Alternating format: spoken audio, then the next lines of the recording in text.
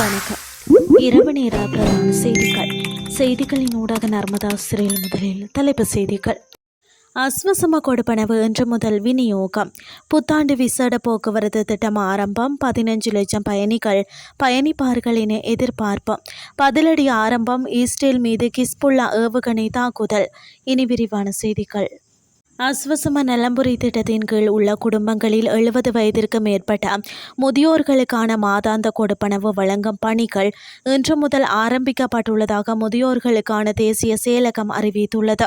இது தொடர்பில் முதியோர்களுக்கான தேசிய செயலகத்தின் பணிப்பாளர் கே சதுர மிகுதும் தெரிவிக்கையில், பயனாளிகள் தங்களுக்குரிய கொடுப்பனவுகளை எவ்வித சிரமமுமின்றி பெற்றுக்கொள்ள தேவையான ஒழுங்குகள் செய்யப்பட்டுள்ளன. பயனாளிகள் தத்தமது பிரதேசங்களுக்குரிய அஞ்சல் நிலையங்களுக்கு சென்று இந்த கொடுப்பனவுகளை பெற்றுக்கொள்ள முடியும். இக்கொடுப்பனவு விநியோகம் இன்று முதல் எதிர்வரும் ஏப்ரல் மாதம் 11ஆம் தேதி வரை வழங்கப்படும். எதிர்வரும் காலங்களில் கொடுப்பனவு நடைமுறையில் பாரிய மாற்றம் கொண்டுவரப்பட உள்ளதாக பணிப்பாளர் சுட்டிக்காட்டினார். இதேவேளை 2026 ஜூன் மாதம் முதல் பயனாளிகளுக்கான அனைத்து கொடுப்பனவுகளும் வங்கிக் கணக்குகளின் ஊடாக மாத்திரமே வழங்கப்படும். பணப்பரிமாற்றங்களை இலகுப்படுத்தவும் உரிய பயனாளிகளுக்கு நிதி நேரடியாக சென்றடைவதை உறுதிப்படுத்தவும் இந்த தீர்மானம் எடுக்கப்பட்டுள்ளது.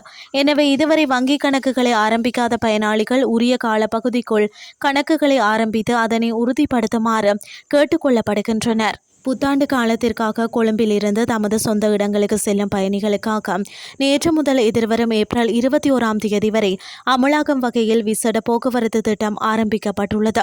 இலங்கை போக்குவரத்து சபை இம்முறை 1500 மேலதிக பேருந்துகளை சேவையில் ஈடுபடுத்தியுள்ளது. கடந்த ஆண்டை விட 1250 பேருந்துகள் இது அதிகமாகும். அத்துடன் அவசர தேவைக்காக மேலும் 50 பேருந்துகள் தயார் நிலையில் வைக்கப்பட்டுள்ளன. தேசிய போக்குவரத்து ஆணைக்குழுவின் கீழ் சுமார் 800 மேலதிக தனியார் பேருந்துகள் நாளாந்தம் இயக்கப்பட உள்ளன.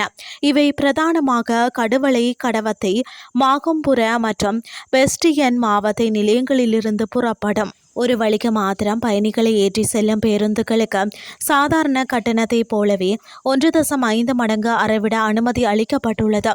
இது அதிவேக நெடுஞ்சாலை பேருந்துகளுக்கு பொருந்தாது. போக்குவரத்து சேவையை தடையின்றி வழங்க அனைத்து ஊழியர்களினதும் விடுமுறைகள் ரத்து செய்யப்பட்டுள்ளன. டிட்வா சூறாவளியினால் பாதிக்கப்பட்டிருந்த வடக்கு தொடருந்து பாதை மீளமைக்கப்பட்ட இன்று முதல் கொழும்பு கோட்டையில் இருந்து காங்கேசன்துறை வரை தொடருந்து சேவைகள் நீடிக்கப்பட்டுள்ளன. காளி மாத்தறை, புத்தளம் மற்றும் அவிசாவளை ஆகிய பகுதிகளுக்கு விசேட தொடருந்து சேவைகள் ஒதுக்கப்பட்டுள்ளன. நீண்ட தூர தொடருந்துகள் நிறுத்தும் உணவகங்களில் அதிக விலை அறவிடப்படுவதையும் தடுக்கவும் சுகாதாரத்தை உறுதிப்படுத்தவும் விசேட நடவடிக்கைகள் எடுக்கப்பட்டுள்ளன. பொது சுகாதார பரிசோதகர்களால் உணவகங்கள் சோதனைக்கு உட்படுத்தப்படுவதுடன் விலை கட்டுப்பாடும் விதிக்கப்படும். கொழும்பு யாழ்ப்பாணம் இலக்கம் 87 வீதியில் தரம் உறுதிப்படுத்தப்பட்ட 5 உணவகங்கள் அடையாளம் காணப்பட்டுள்ளன. இனிவரும் காலங்களில் தொடர்ந்து அங்கு மாத்திரம் நிறுத்தப்படும். இதுவரை தரம் குறைந்த 57 உணவகங்கள் அடையாளம் காணப்பட்டு அவற்றை தரப்படுத்துவதற்கான நடவடிக்கைகள் எடுக்கப்பட்டுள்ளன. பிரதான பேருந்து நிலையங்களில் சுகாதாரம், பாதுகாப்பு மற்றும் முதலுதவி வசதிகள் உறுதி செய்யப்பட்டுள்ளன. இனி வெளிநாட்டு செய்திகள்.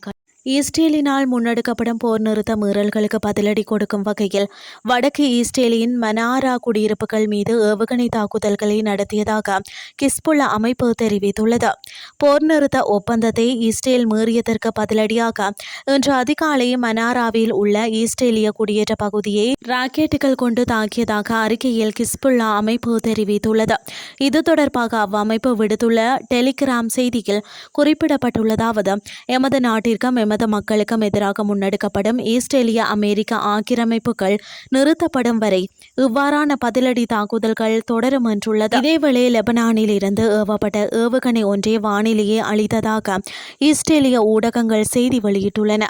அமெரிக்காவிற்கும் ஈரானுக்கும் இடையான போர் நிறுத்த ஒப்பந்தத்தில் கிஸ்புல்லா அமைப்பின் செயற்பாடுகள் காரணமாக லெபனான் உள்வாங்கப்படவில்லை எனவும், எனினும் லெபனான் விவகாரம் பின்னர் கவனிக்கப்படும் எனவும் அமெரிக்க ஜனாதிபதி டொனால்ட் ட்ரம்ப் தெரிவித்துள்ளார். லெபனானில் செயற்படும் கிஸ்புல்லா அமைப்பின் நடவடிக்கைகள் காரணமாகவே அந்த நாடு தற்போதைய ஒப்பந்தத்தில் இணைக்கப்படவில்லை என ட்ரம்ப் சுட்டிக்காட்டியுள்ளார்.